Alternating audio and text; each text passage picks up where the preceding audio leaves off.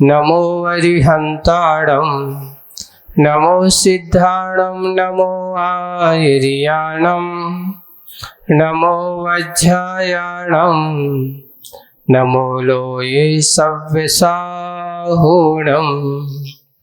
बोलो शासननायक भगवान महावीर स्वामी की, मूलायक देवादिदेव 1008 श्री चंद्रप्रिय भगवान की जय हो। परम पूज्य आचार्य गुरुवर श्री विद्यासागर जी महाराज की जय हो। अहिंसा परमो धर्म की जय हो। परम पूज्य प्रथम खंड में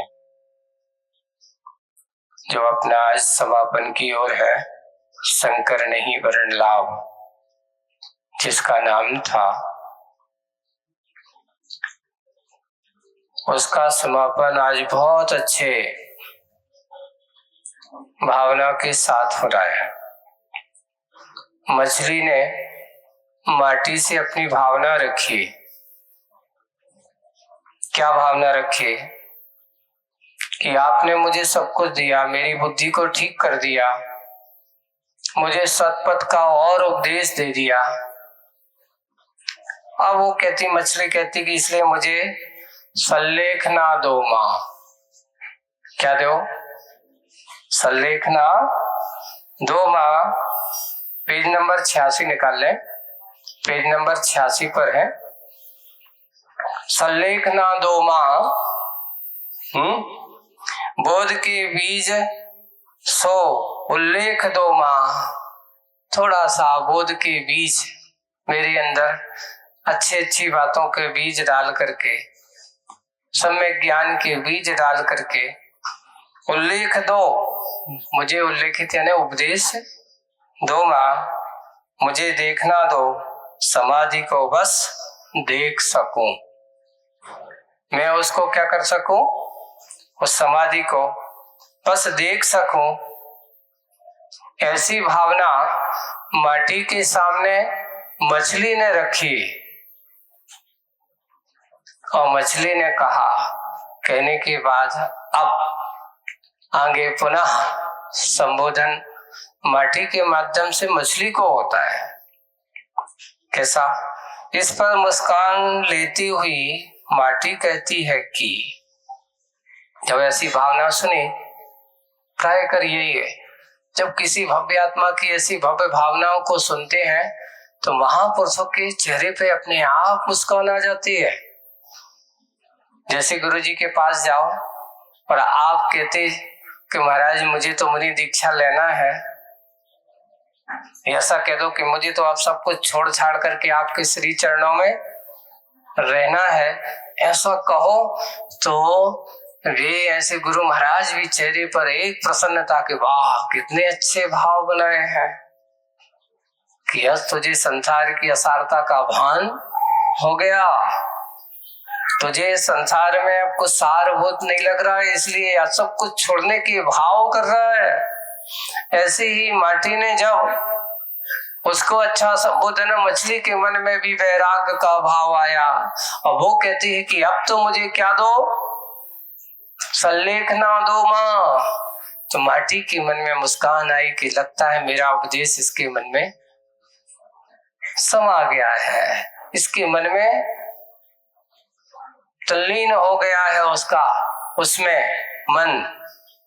इसलिए वो मुस्कान लेती हुई माटी कहती है, क्या कहती है? देखिए, सल्लेखना की आज व्याख्या हो रही है कि किसे कहते हैं अपन सल्लेखना।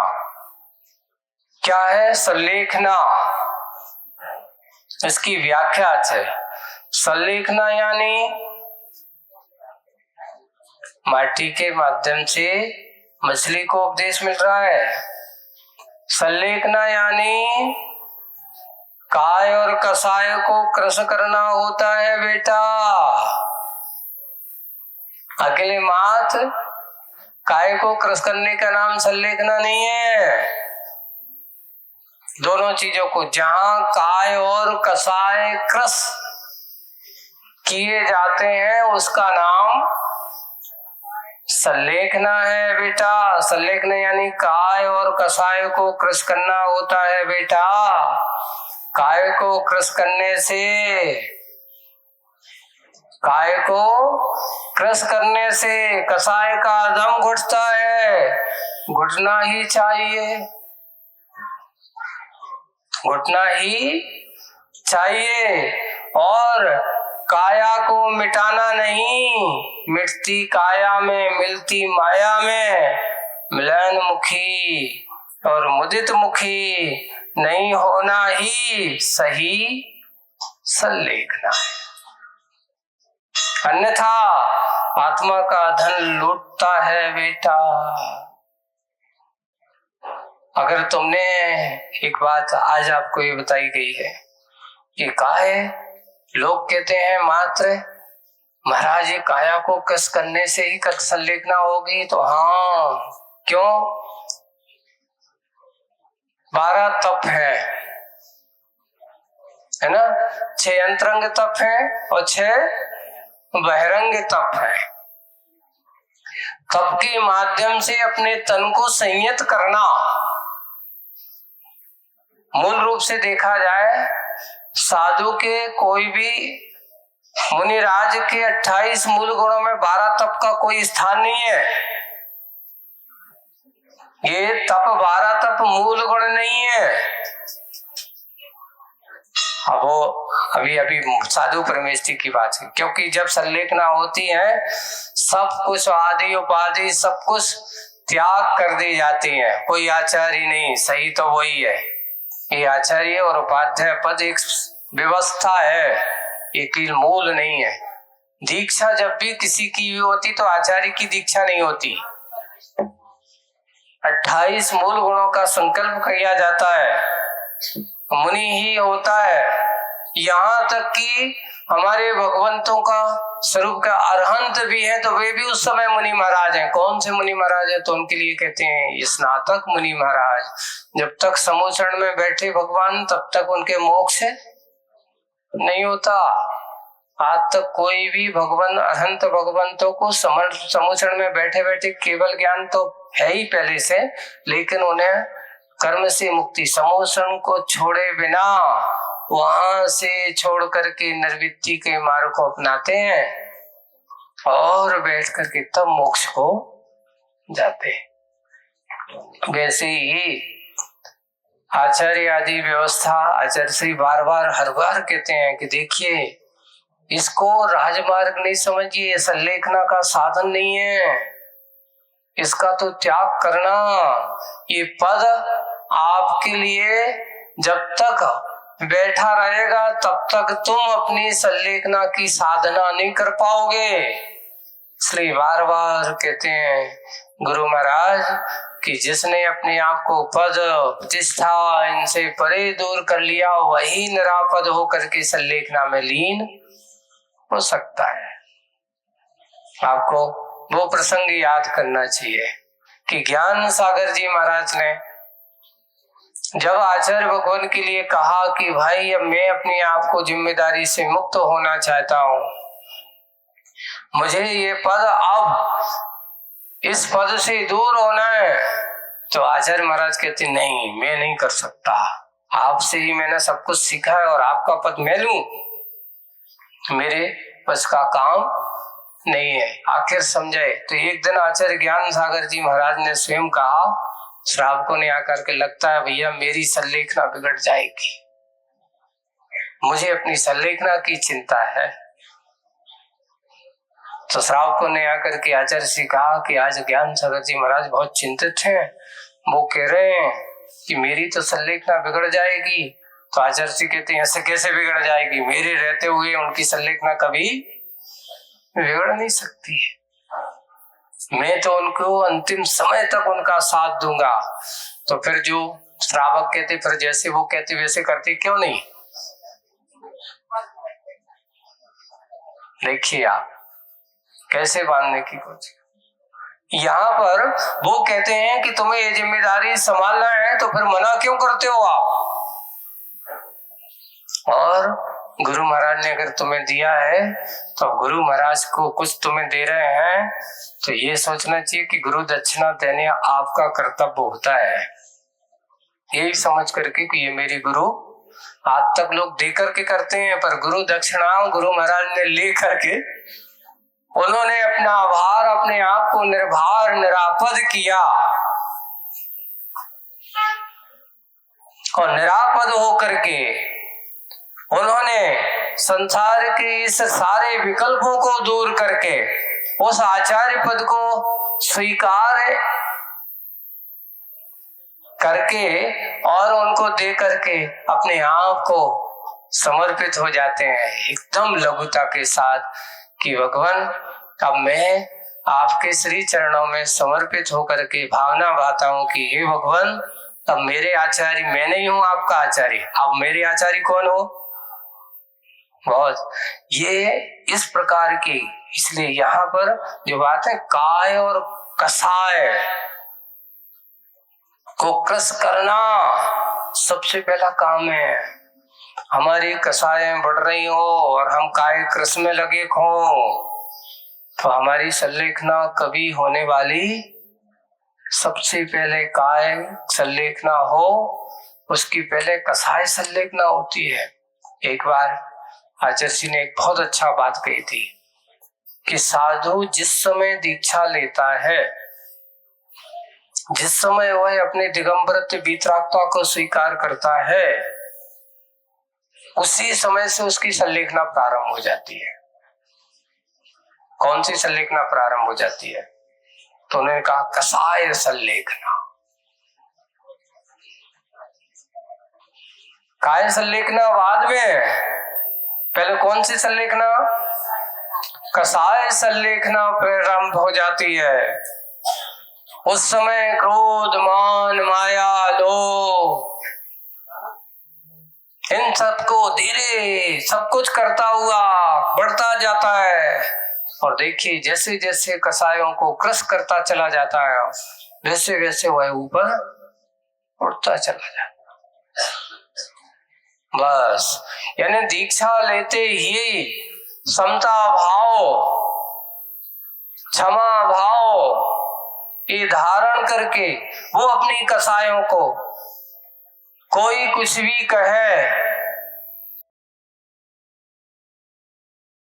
निंदा करे, स्तुति करे, तलवार मारे, ऐसे और भी आता वो तरह तरह से उनको अर्घावतारण, असी प्रहारण में सदा समता धरण, ये कसाय संलेखना के लक्षण हैं।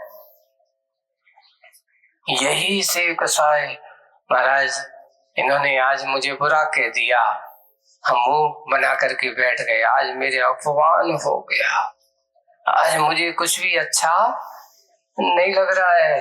समझ लेना कोई की बुरा कहने पे हमारा मूल फूल गया, विषमता भाव हमारे पास है ही नहीं है। समता भाव जब आ जाता है, कोई निंदा करे, बुरा कहे, प्रशंसा करे, स्तुति करे, कसाय संलेखना की प्रणति यही तो है। और वही तो काय और कसाय को किस करना होता है क्या बेटा? काय को बाद में, पहले कसाय को। सबसे बड़ी बात तो काय को मुनि महाराज आहार करते हैं। किसके लिए आहार करते बताओ?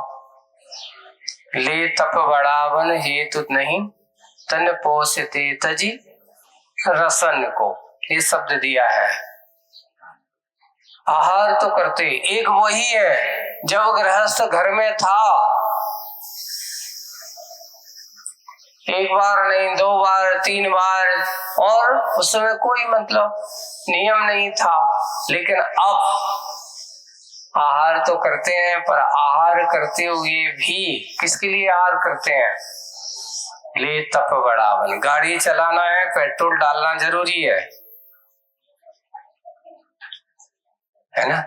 एक बार बहुत अच्छा हुआ कि काश अगर ऐसे मुनि महाराज होते अपन जैसे देवों को जब इच्छा होती है तो क्या हो जाता है? अमृत झर जाता है। आचार्य श्री ने मुनि मार्ग में ऐसी कोई व्यवस्था नहीं बनाई। ये सोचो ऐसी व्यवस्था नहीं बनाई। तो मैं उनने कहा, फिर जब चर्चा चली तो भाई देखिए, इससे एक व्यवस्था के कारण से दो धर्म सुरक्षित होते हैं। मुनि धर्म की सुरक्षा तो है ही, श्रावक अगर नहीं होते, अगर आहार मुनि महाराज तुम्हारे घर पर नहीं जाते होते तो तुम्हें क्या श्रावक धर्म का पता होता?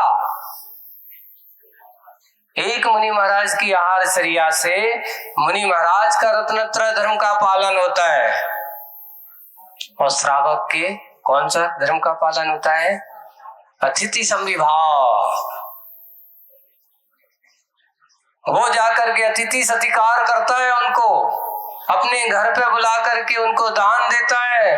दान नहीं, आचार्य जी कहते वो आहार दान नहीं देता, रत्नत्रय का दान देता है। किसका दान देता है?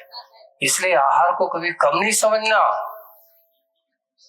कि हमने क्या करें, हम आए हैं तुम्हारा तो आहार तो कराना ही पड़ेगा। नहीं, ये सोचना कि आज मैंने दिन भर में अपना भोजन का दान नहीं दिया, मैंने अन्न का दान नहीं दिया, आज तो मैंने उन महाराज को पूरा धर्म ध्यान का दान दिया है। अच्छे से उनका धर्म ध्यान हो रहा है, रत्नत्रय का पालन हो रहा है। इसलिए श्रावक के लिए वो इस लिखा है, जब वो विशुद्धि के साथ, भक्ति के साथ, नवदा भक्ति के साथ जब दान देता है तो तीर्थंकर प्रकृति का आश्रव का कारण बताया है। किसका कारण? यानी श्रावक पर्याय में भी तीर्थंकर प्रकृति का आश्रव हो सकता है, और हुआ है, ऐसा किया है। ऐसे कई मुनि महाराजों को, और उस पे एक जगह कथन मिला है, कृष्ण जी को भी तीर्थंकर प्रकृति का बंध का कारण बताया उन्होंने, औषधि दान। अनेक मुनि महाराजों की वैयावृत्ति की। ऐसे निर्गंत मुनि महाराज जो किसी रोग के कारण से बीमार थे और उनकी वैयावृत्ति की, वैयावृत्ति करने का फल ये था कि उन्हें तीर्थंकर प्रकृति का आश्रव का कारण बना। एक प्रसंग मिला, हनुमान को इतनी शक्ति क्यों प्राप्त हुई? तो उन्हें अपने पूर्व भाव में अनेक मुनि महाराजों की, जो बीमार थे, ज्ञान थे, चलने में असमर्थ थे, ऐसे मुनि महाराजों की वैयावृत्ति की, बहुत हजारों मुनि महाराजों की वैयावृत्ति की। इसलिए उनके पास 1000 हाथी का बल था। कितना? सहस्र हस्ते बल, ऐसा लिखा है उनको। इतनी शक्ति उनके पास थी कि 1000 हाथियों को पछाड़ने की क्षमता, एक साथ रखने की क्षमता थी। छोटा मोटा हाथी शक्ति नहीं होती, इतनी शक्ति उनके पास होती है। सिर्फ वैयावृत्ति का फल है ये, कामदेव रूपता भगवान की भक्ति से, और अच्छा बलिष्ठ बल वैयावृत्ति से स्वस्थ शरीर होता है। इसलिए वैयावृत्ति करना, आहार दान देना, ये श्रावकों के जीवन में अगर आपने अच्छे से आहार दान दिया है पहले, तो आज व्यक्ति स्वस्थ है और अच्छे से और आहार दान पुण्य की क्रिया में लगे होते हैं। और हम थोड़ी सी हवा मौसम बदलता है, बीमार हो जाते हैं, लगता है कहीं ना कहीं हमने अभी अच्छे से वैयावृत्ति नहीं की। उसका परिणाम है कि आज हमारा शरीर इतना अच्छा नहीं मिला है। तो आज जो बात कही जा रही है कि काया वो तप की बात कर रहा था मैं, कि 12 तप जो है मुनि महाराज के उत्तर गुण है, मूल गुण नहीं है। और वे सिर्फ अपने आप को तप की साधना, आराधना करने के लिए, मूल गुणों की पूर्णतः अच्छे से पालन करने के लिए आहार आदि करते हैं। ऐसा नहीं, रसना की पुष्टि के लिए नहीं है, धन की पुष्टि के लिए नहीं है, जिनका उद्देश्य तन को पुष्ट करना है, रचना को पुष्ट करना है, उन्हें अभी मुनि धर्म की वितरागता का और मुनि व्रतों की सही सार्थकता का सार पता नहीं है। लोग ये सोचते हैं कि ऐसा करने से, इस प्रकार के कार्य करने से हमारे लिए अच्छा बहुत सम्मान, मान सम्मान मिलेगा। जो मान सम्मान की चाह है तो समझ लेना भी कसार संलेखना उनकी है ही नहीं। मान अपमान दोनों में समता भाव रखना। कोई सम्मान कर रहे तो भी, अपमान करे तो भी। एक दिन हमने आपको सुनाया था, आचार्य ने एक बार हम लोगों से पूछा कि देखो भाई, कभी कभार तुम ऐसी नई जगह पहुंच जाओ जहां तुम्हें कोई नहीं जानता और तुम भी किसी को नहीं जानते। जैसे अभी तो अब सागर वाले, अब दो चार आप यहाँ आते जाते तो सब जानते कि जो फलानी महाराज हैं, ये थे कि ऐसी स्थान भी है जहां तुम कभी नहीं गए और उनने तुम्हें नहीं देखा और हमने उनको नहीं देखा। अभी हम लोग जैसे पिछली बार चतुर्मास में गए तो सब कुछ नया नया था। तो अपन को वहां जाओ तो अब क्या करना चाहिए बताओ? ऐसी जगह पूछो तुम किसी को नहीं जानते और वो भी तुम्हें नहीं जानते, अब दोनों नहीं जानते तो अब कैसे होगा? दोनों अनजान है, वे हमसे और हम उनसे। तो वहां कैसा रहना है? तो वहां बिल्कुल अनजान में अनजान बन के रहो, ज्यादा जानने की ज्यादा कोशिश, क्योंकि विकल्प वहीं ज्यादा होते जहां जानकार ज्यादा होते है। बहुत अच्छा, आपको करना क्या है? अपना काम करो। आप आ गए तो बहुत है, आते थे लोग और अपन जब अच्छी साधना में लीन और अपने आप तो जानबूझ करके आते हैं लोग, कैसा ही होता है। तो आपको ये बात बताएं, जब आचार्य से रुआत बुंदेलखंड में आए थे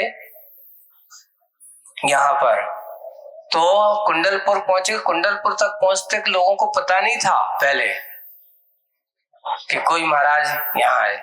तो जब आचार्य शिव की उम्र उस समय मात्र 26-27 साल की उम्र थी, है ना? उस समय सन 76 में आचार्य सिंह के जब यहाँ आए तो 28 साल की उम्र थी उस समय यहाँ। और जब आए तो लोग, उस समय तो लोगों ने क्या देखा था कि जो वृद्ध हो, पहले जवान मुनि महाराज देखने मिलते थे क्या? नहीं मिलते थे। तो लोगों को एक सबसे बड़ा आकर्षण है, एक महाराज जी हैं, दिन भर सिर्फ नीचे पहाड़ की नीचे सिर्फ आहार को आते हैं, बाकी दिन भर बड़े बाबा के यहाँ, कहीं झांसी वाले मंदिर के यहाँ आचार्य से, कहीं ऊपर वाले इधर छेगरिया वाले मंदिरों के यहाँ लोग ढूंढते थे कहाँ बैठे होंगे। भैया देख लो जाके, कमेटी वाले तो कह देते थे भैया देखने होने से तो सुबह मिल जाएंगे।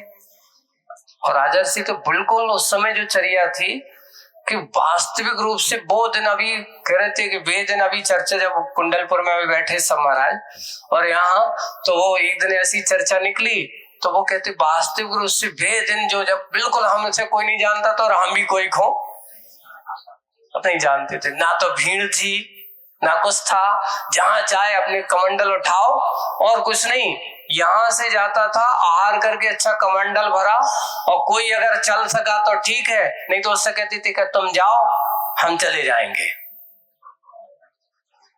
कमंडल जाता था गेट तक ले जाते थे वो बड़े बाबा के वहां, और उसके बाद फिर उनसे कहते थे तुमसे क्षमता नहीं, तुम तो जाओ भोजन पानी करो, और हम अपने ऊपर अच्छे रहते थे, बढ़िया समय सार पढ़ते थे, उसका पद्यानुवाद किया, निजानुभव शतक, भावना शतक, बिल्कुल रमे रहता था, कुछ कोई विकल्प नहीं। ये दिन तो उस समय लगता था कि वास्तविक रूप से वो दिन ऐसी निर्विकल्प, जहां चाहे जब चाहे जाकर के बैठ जाता, कमंडल उठाया, आज चट्टान पे अच्छे बैठे हैं ध्यान कर रहे हैं, उस समय लोगों में चर्चा हो कि इतने छोटे से महाराज हैं, पहली बार देखने को मिले। धीरे धीरे धीरे धीरे लोगों की जड़ने लगे, लोग आने जाने लगे। यहाँ पर पंडित जी, पन्नालाल जी सुनाते थे, जीवनलाल जी वगैरह, जब लोगों ने सागर में बताया, हम और देखे तो हम तो कहते ऊंचे ही समझते हैं, ऐसा होते इतने छोटे महाराज होते हैं? कौन महाराज, छोटे महाराज थोड़े होते, कैसे बन गए हैं। लोगों को जीतते से महाराज कहीं ऐसा तो नहीं, कछु गड़बड़ तो नहीं है, छानबीन भी करते थे। जब उनकी चर्या देखी, देख करके अपने आप बड़े बाबा ने छोटे बाबा को समझाया कि मुझे तो पता नहीं, यहाँ आते ही साथ हमारा मन फिर कहीं जाने का हुआ ही नहीं। और पहला चतुर्मास सीधा करीब करीब 6 महीने तक यहीं पर रहे, और उसके बाद फिर यहाँ से आसपास पटास, माटा है, पटेरा है, गड़ाकोटा है, ये छोटे छोटे जगह पर यहीं विहार करते। फिर दूसरा चतुर्मास वहीं बड़े बाबा के पास। यानी आचर्षी की प्रवृत्ति हमेशा एक रही है कि जितना बन सके जन समूह से दूर रह करके, जितने जितने भी जन समूह से दूर रहे, जन समूह उतना उनके पास और आया। वो दूर रहना चाहते हैं पर जन समूह उनके पास, और आज एक है कि जो जन समूह की ओर बीच में भागना चाहते हैं, वे देख लेते, समझ जाते लोग, तो वे भी जन समूह वाले समझ जाते, वे भी भागने लगते हैं। वही बात है, कसायों से परे हुए तब की और प्रवृत्ति है, लोग, लाभ, ख्याति, पूजा, लाभ, इनसे परे है। तो क्या करें? जब उनसे पूछा कि क्या करोगे जब तुम्हें कोई नहीं जानता है, तो क्या करना है? अरे कुछ नहीं, अपन को जानना भी नहीं है, बस 1 घंटे को भी हमें जान ले और हम उनको जान ले, बस 1 घंटे के बाद हमारा और तुम्हारा का काम, क्योंकि तुम्हारा दुनिया अलग है और हमारी दुनिया अलग है, तुम्हारा मार्ग अलग है, हमारा मार्ग बस 1 घंटे की बात है। हो सकता है किसी को 1.5 घंटा लगता होगा, कोई को 2 घंटा लगते होंगे, इससे ज्यादा और कोई काम की जरूरत नहीं है। बाकी सब बस वही कार्य करना है। जिनके अंदर ऐसी भावना और वीतरागता के प्रति आस्था और भक्ति है, वही सच्चा मुनि बन सकता है, वही मार्ग पर चलते रहे। वही काय और कसाय को क्रस करना होता है बेटा, सबसे बड़ी बात संलेखना के लिए ऐसी नहीं है। और काय को क्रस करने से कसाय का क्या होता है? दम घुटता है। इधर कह भी रहा है कि भूख लगी है। जब अपन उपवास करते हैं तो ये कौ को उपवास करते समय क्या उसको उपवास करने वाले को पेट में वेदना नहीं होती होगी? होती है। उस समय उसके अंदर क्या इच्छाएं मर जाती हैं? नहीं, इच्छा होती है। लेकिन आज संकल्प है कि आज तो चारों प्रकार के आहार का त्याग है। इच्छा निरोधा तपा, इच्छाओं का निरोध करने का नाम तप है। और वो सोच रहा है अब शरीर जब जैसे ही उपवास करता है तो नहीं सोचना मत, आज तो कुछ मिलने वाला। तो बोले कि कसायों का क्या होता है? दम घुटता है।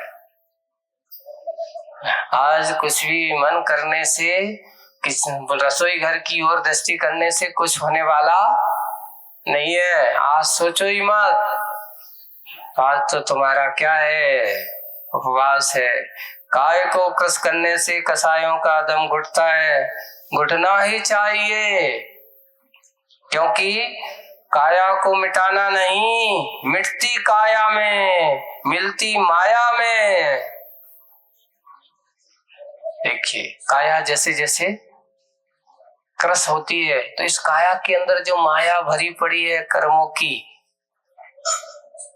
की विचित्रता, वो मिलान मुखी, मुदित मुखी, वो क्या होने लगती है? मिलान होने लगती। भाई ये तो बड़े कठोर साधक हैं, यहाँ पर इच्छा करना अब आपके लिए जरूरी वे सोचते हैं शांत रहो, जैसा जी कहे वैसा करते चलो। वह मिलानमुखी कौन? माया, लोभ, कसाय, वो मिलानमुखी होती है। पर जो उपास करने वाला मुदित मुखी हो वो आनंद से भरा होता है। मुदित मुखी नहीं होना ही सच्ची सही सल्लेखना है। ज्यादा हंसना भी ठीक नहीं है। एक और है, अभी यहीं की बात है। एक दिन ऐसी हम लोग 7-8 महाराज बैठे, एक साथ बैठे और किसी बात पर जोर से हंस दिया। हम लोग बाहर बैठे आचार्य अंदर। क्या हो रहा है? ये साधु का जीवन है, ऐसा हंसना चाहिए। डांट पड़ गई। ये अपनी नहीं है। लोग क्या सोचेंगे कि महाराज लोग भी देखो ऐसी। अपनी हंसी में असंयम नहीं झलकना चाहिए। ऐसा हंसना ठीक नहीं जिससे लोग क्या कहें, अरे महाराज लोग भी ऐसे हंसते जैसे गृहस्थ लोग हंसते हैं। उनकी हंसी में एक प्रसन्नता रहना अलग बात है, और ऐसे जोर से हंसना ये ठीक नहीं है। उतना ही हो, इसलिए ज्यादा हंसना भी ठीक नहीं। और तो फिर महाराज क्या करे, रोए, ये भी ठीक नहीं। कितना भी बीमार क्यों ना हो, कितनी भी तबीयत खराब क्यों ना हो, सामने वाला श्रावक के पास अगर देखता है और देखते ही अगर वो आकर के नमोस्तु करता है तो महाराज के चेहरे पे एक मुदिता, एक प्रसाद गुण झलकना चाहिए। उन्होंने कहा प्रसन्नता झलकना चाहिए, हंसमुखता के साथ आशीर्वाद देना चाहिए। उनको ऐसा न लगे अरे भाई महाराज बहुत दुखी हैं, नहीं तो क्या होगा, कल के दिन ऐसा देखेंगे और देखेगा तो वो भी कैसे, अरे महाराज लोग तो ऐसे दुखी, भैया इससे अच्छे तो अपन घर पे ही भले। तुम्हारी मिलनता को देख करके उसका वैराग्य क्या हो सकता है, घट सकता है। इसलिए कभी चेहरे पर क्या नहीं होना चाहिए, मलिनता नहीं आना चाहिए। ऐसी कभी कोई कहे, कितने भी बीमार हो आचार्य जी के पास जाके जाओ, महाराज जी आप सुना है आपकी तबीयत खराब है, नहीं ठीक है, प्रसन्न है। कोई भी आए, कितने भी बीमार हो, लोगों से कहो आपकी तबीयत खराब, नहीं ठीक है।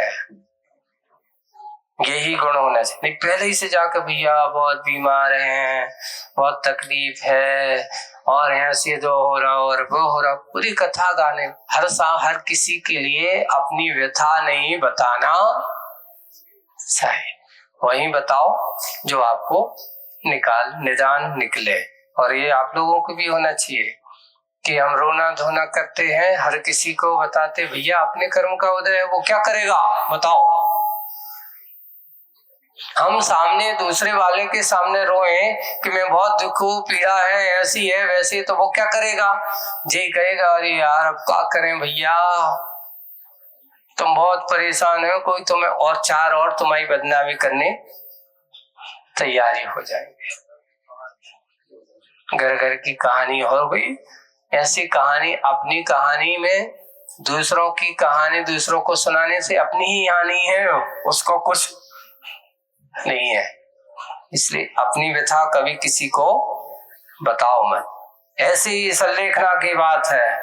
मिलानमुखी मुदित मुखी नहीं होना ही सच्ची ज्यादा मुंह को बनाओ मत और ज्यादा मुंह को हंसाओ मत। सही सल्लेखना, अन्यथा आत्म का धन लुटता है बेटा, आपका अपना धन लुटता है। आगे वातानुकूलता हो या ना हो, यानी वातानुकूलता, बात अनुकूलता यानी बात अनुकूल प्रकृति का कहो या ये कहो कि मौसम का अनुकूलता हो या ना हो। बात अनुकूल हो या ना हो, दोनों बातें हैं, एक बात और एक बात है, दोनों हैं। कोई अच्छा कहे या ना कहे, कोई प्रशंसा करे या ना करे, कोई निंदा करे या ना करे, दोनों बातें हैं। बाहर की प्रतिकूलता हो मौसम की, और ऊपर से बोलने वाले भी अच्छे ना हो, बात भी अनुकूल ना हो या ना हो, सुख या दुख के लाभ में भी भला छुपा रहता है। इसमें भी सुख और दुख का लाभ नहीं हो रहा है, लाभ में भी भला छुपा होता है, क्योंकि भला शब्द जो छुपा है देखने से दिखता है समता की आंखों से, वह सुख दुख वह भला देखने से दिखता। कौन सी आंख से दिखता है? आप समता, अपने आप को रखो और समता की परिणति में डुबाए रखो, तभी दिखाई देता है।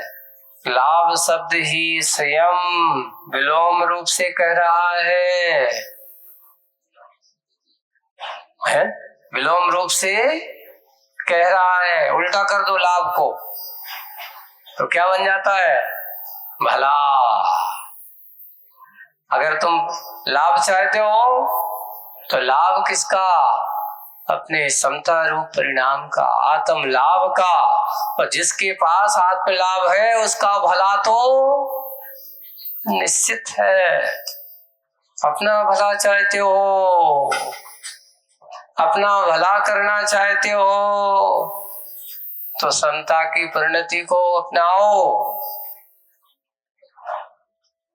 साधु के लिए कहा हमेशा समता रखो, श्रावक के लिए भला चाहते हैं तो उसे कहा संतोष रखो। पहली बात तुम्हारों की समता तो हो ही नहीं सका, है ना? क्यों? क्षमता उनकी पास होती जो सब कुछ छोड़ सकते हो, और जो जोड़ के रखे हो तुम कहो कि समता रखो। महाराज ये विषमता का कारण सामने रखा है, अब तुम कह रहे हो कि समता रखो। दुकान पे बैठे हो, ग्राहक आ गया, अब तुम कहो कि समता रखो। नहीं, उस समय ये कहा कि ज्यादा बेचैन मत हो, जो है जितने में है उतने में संतुष्ट रहो। श्रावक के पास संतोष धन होता है, साधु के पास समता धन होता है। दोनों के धन अलग अलग है, दोनों की परिणतियां अलग अलग है। अगर उसके पास संतोष धन है श्रावक के पास, समझ लेना वो एक दिन संतोष धन धीरे धीरे धीरे धीरे बढ़ते हुए समता में परिणत है, क्योंकि वही तो गृहस्थ बनता है। मुनि कोई जन्म से मुनि बन करके आता है क्या? नहीं, मुनि बनने वाला कौन है? वही धीरे धीरे धीरे धीरे अपने आप को समेटता चला जाता है, अंतरंग की परिणत अपनी इच्छाओं को समेटता चला जाता है।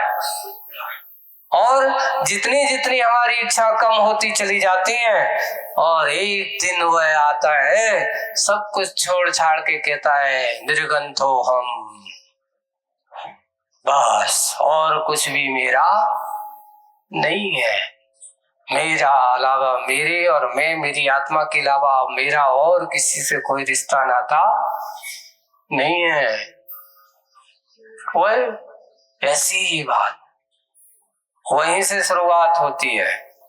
यानी पहले पृष्ठभूमिका में श्रावक के व्रतों को अच्छे से अगर एक बार पालन कर ले तो वे व्रत मुनि व्रत के कारण बन जाते हैं।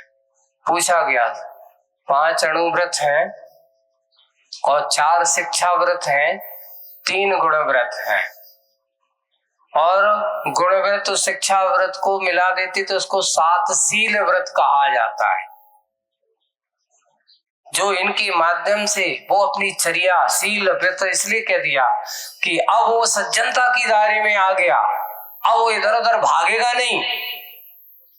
मर्यादा बना ली कि अभी चतुर्मास चल रहा है, मुझे इस क्षेत्र से इतनी जगह से मुझे बाहर सबका उतने व्रतों को उसने ले लिया, समझ लेना उतने दिन तक बाहर की उस महापाप से बच गया, उतनी हिंसा से बच गया। और त्याग नहीं है फिर भी आपको जाने का, तो आपका उतने पापों से त्याग नहीं है, यानी नियम नहीं है, तो आपको उस प्रकार की वृत्ति का भी दोष लगता रहता है। वही कि हमें अपने आप का भला चाहना है तो लाभ को उल्टा कर दो, तो आत्म लाभ हमेशा हो, लाभ में ही भला है।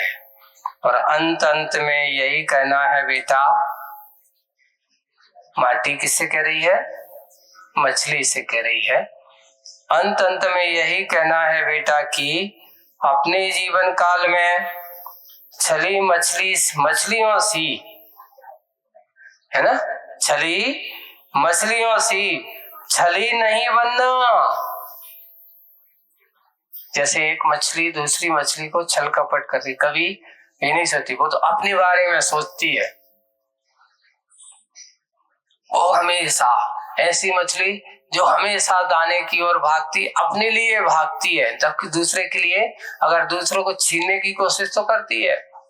छल कपट, ऐसी छली मछलियों की सी छली नहीं बनना, विषयों की लहर में भूल कर मत चली बनना, मत चली बनना, है ना, उनकी मत पर चलने वाली मत बनना। क्योंकि विषयों की लहर अर्थात पंचेंद्रियों के विषयों की लहर में आप भूल कर भी मत चली बनना, उस पे मत जाना, उस पे चलना मत। इस इंद्रिय के विषय तुम्हारे लिए हमेशा दुख देने वाले ही होंगे। अभी आपको आगे मिलेंगी इंद्रियों के विषय की चिंतना और अच्छे रस का वर्णन तुम्हें बहुत अच्छे से मिलेगा। ऐसा करते हुए व्याख्या आपको आएगी। पंचेंद्रिय के विषय ये कैसे हैं? भोग बड़े या रोग बराबर बैरी हैं जग जी के मतलब आत्मा के, है। ये हमारे जितने जितने इनको बढ़ाओगे उतना उतना ये हमारे शत्रु के समान है। ये सुख नहीं, भोगते समय हमें लगते अच्छे हैं। जैसे किसी व्यक्ति से पूछो तुम्हारे लिए शुगर है, रसगुल्ला खाते समय तुम्हें कैसा लगता? शक्कर वाले से, जिसको शुगर की बीमारी है, तो शुगर की बीमारी वाले को रसगुल्ला कैसा लगता? खाते समय तो महाराज बहुत अच्छा लगता है, क्यों बिलानी जी, ऐसा ही है ना। खाते समय तो बहुत अच्छा लगता है, पर बैरी हो जग पर कहता है महाराज आज एक इंश्योरेंस में काम होने वाला नहीं है। अब कितने लगेंगे? अब तो आज तो लगता है भाग्योदय जाने पड़े, होता ही निदान मिल व्यवहार है। थोड़ी सी एक 4 अंगुल की रचना पर अंकुश लगाना, समझ लेना ये अपने आप को बहुत बड़ा अंकुश है। बड़े बड़े कहते हैं 6 फीट का आदमी भी 4 अंगुल की रचना को बांध के रखना अच्छी सुख। बताओ 6 फुट का आदमी बड़ो के 4 अंगुल की रचना बड़ी,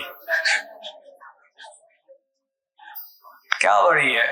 सोचिए कितना शक्तिशाली बड़ा बड़ा व्यक्ति भी जो बड़े बड़े लोगों को पछाड़ सकता है, बड़े बड़े वजनदार उठा सकता है, लेकिन एक रचना इंद्री के वजन को संभालना उसके बस का काम नहीं। देखो मान लो अगर भोजन कर रहा हो, कोई तनक सी कहते कि इसमें नमक नहीं है। फिर देखो ओ नमक क्यों नहीं है,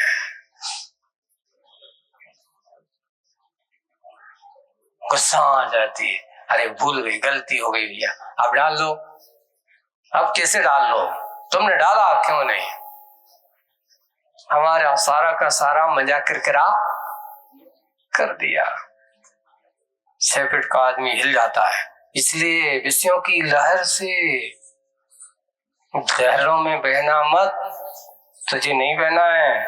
और सुनो, आगे कह रहे हैं, और सुनो बेटा, मासूम मछली रहना, मासूम बिल्कुल सहज, ऐसे कोई राग नहीं, द्वेष नहीं, मासूम मछली रहना, यानी समाधि की जनी है और माटी संकेत करती है शिल्पी को। ऐसी उसने उपदेश दे दिया। अब तुझे मासूम मछली बिल्कुल बच्चों की तरह है। छोटा बच्चा देखो कितना अच्छा होगा, उस समय उसके चेहरे को देखो, आप इशारों करो वो हंस देता है प्रसन्नता से। बिल्कुल ऐसी मछली, कोई राग देश नहीं है, बिल्कुल मासूम मछली रहना, यही समाधि की जनी है। और ऐसा करती माटी संकेत करती है शिल्पी को। क्या करती है कि इस भव्य आत्मा को कूप में पहुंचा दो, क्योंकि ये नीचे आ गई है। अगर यहाँ पे रहेगी तो इसका जीवन क्या हो जाएगा, समाप्त हो जाएगा। और तत्काल माटी ने शिल्पी को क्या कहा, संकेत दिया, यानी उसको मरने के लिए छोड़ा नहीं। इस भव्य आत्मा को अब उपदेश हो गया, इस भव्य आत्मा को कूप में पहुंचा दो सुरक्षा के साथ अविलंब, अन्यथा इसका अवसान होगा। और अवसान होगा, दोष के भागी तुम बनोगे। होता है कि हम पानी को तो छान लेते हैं और बड़े बड़े प्राणी को छान नहीं पाते। उनको क्या करते हैं, लोग कहते हैं, महाराज कटाक्ष करते हैं, ये लोग पानी तो छान के पीते हैं, और एक प्राणी जो उनका दुखी है उसके प्राणों की चिंता इसको नहीं है। तो मैया पानी छान के तो पीना नियम से, ये नहीं सोचना कि नहीं हम तो पानी ऐसे पानी छान के नहीं पीते, ऐसा नहीं। पानी छान करके भी पीना। और कोई तुम्हारा प्रास्य पड़ोसी है, कोई व्यक्ति किसी प्रकार का दुखी है, पीड़ित है, उसकी भी जान बचाना तुम्हारा परम कर्तव्य है। वही है कि इस भव्य आत्मा को कूप में पहुंचा दो सुरक्षा के साथ अविलंब, अन्यथा इसका अवसान होगा। दोष के भागी तुम बनोगे, असहनीय दुख जिसका फलदान होगा। तुझे भी ऐसा असहनीय दुख का सामना करना होगा। जल छन गया, अब क्या हो गया, पानी छन, क्योंकि पानी छानते समय वो बाल्टी में आई थी मछली और उछल करके वो बाहर पहुंची है। तो पानी छानते पानी छन गया और जलीय जंतु शेष बचे हैं वस्त्र में, उन्हें और मछली को, यानी बिलछानी को और उस मछली को बाल्टी में शुद्ध जल डालकर कूप में सुरक्षित पहुंचाता है। ऐसा नहीं ऊपर से नहीं पटक देता जैसे तुम लोग पटक देते हो बिलछानी। अब क्या करें, कैसे डालें, हमारा डालने तो है, ऊपर से ली और ऊपर से डाल देते, सीधा पानी, नहीं मरे तो मार देती। नहीं, वो कड़ा वाली जो बाल्टी, भंवर कड़ी बाल्टी की बात कही थी शुरुआत में है, तो अब कड़ी का काम आ गया। एक कड़ा है और उसमें जो गांठ बांधी है, एक रस्सी में एक और कड़ा लगा हुआ है। तो कड़े में जो हैंडल जो होता है, हैंडल में कड़ा फंसाते हैं और गांठ कहाँ बांधते हैं रस्सी की, नीचे वाले कड़े पर। और जैसे ही पानी में जाती है बाल्टी कड़ा निकल करके हैंडल से बाहर आ जाता है, बाल्टी पानी में उल्टी हो जाती है और धीरे से वहीं की वहीं वो बिलछानी छूट जाती है। यह है पानी छानी बिलछानी पहुंचाने का तरीका। धीरे से ले जा करके वहीं पर पहुंचा देती है। बाल्टी को शुद्ध जल में डाल करके कूप में सुरक्षित पहुंचाना। शिल्पी पूर्ण सावधान होकर कूप में एक बार और क्या क्या होता है, दया विशुद्धो धम्मो, ध्वनि गूंजती है। ध्वनि गूंजती है कि पुनः बाल्टी के माध्यम से एक संकेत है, अब की बार दया का उन जीवों को लेकर के बाल्टी आई है। पहले तो बाल्टी पानी लेने आई थी, लेकिन अब बाल्टी किसको लेकर के आई है? जो उस जल में जंतु थे, जीव थे, उन जलीय जीवों को लेकर के बिलछानी लेकर के बाल्टी कुएं में पहुंची और पहुंच करके सीधे धीरे से उसने बाल्टी को वहां पर छोड़ा। कड़ा खुल गया, बाल्टी औंधी हो जाती है और औंधी होकर के उसकी सारी की सारी बिलछानी पानी में जहां से जीव आए थे वहीं पर पहुंच जाते हैं। पुनः कूप में एक बार और दया विशुद्धो धम्मो, ध्वनि गूंजती है और ध्वनि से प्रतिध्वनि, ध्वनि से ध्वनि प्रतिध्वनि निकलती हुई दीवारों से टकराती टकराती ऊपर आ उपाश्रय में लीन डूबती सी ऊपर तक आती। कुएं में आप बोलो, जो पुराने वो गहरे कुएं होते थे ना, आप एक बार बोलना, वहां से कितनी बार आवाज आती है? जहां गूंजती है उस आवाज है, 2 बार 3 बार वापस रनिंग करके वापस आती है। ऐसी ही टकराती टकराती ऊपर उपाश्रय में लीन यानी ऊपर आ जाती है डूबती सी। इस प्रकार ये प्रथम खंड आज मुखमाटी का, जिसका नाम था शंकर नहीं वर्ण लाओ, इस खंड का नाम आज पहला खंड यहाँ पर पूर्ण होता है। आगे के खंड की बात कल से अपन करेंगे। आज बस इतना ही। बोलिए परम पूज्य आचार्य गुरुवर श्री विद्यासागर जी महाराज की। पूज्य श्री अजय सागर जी महाराज की।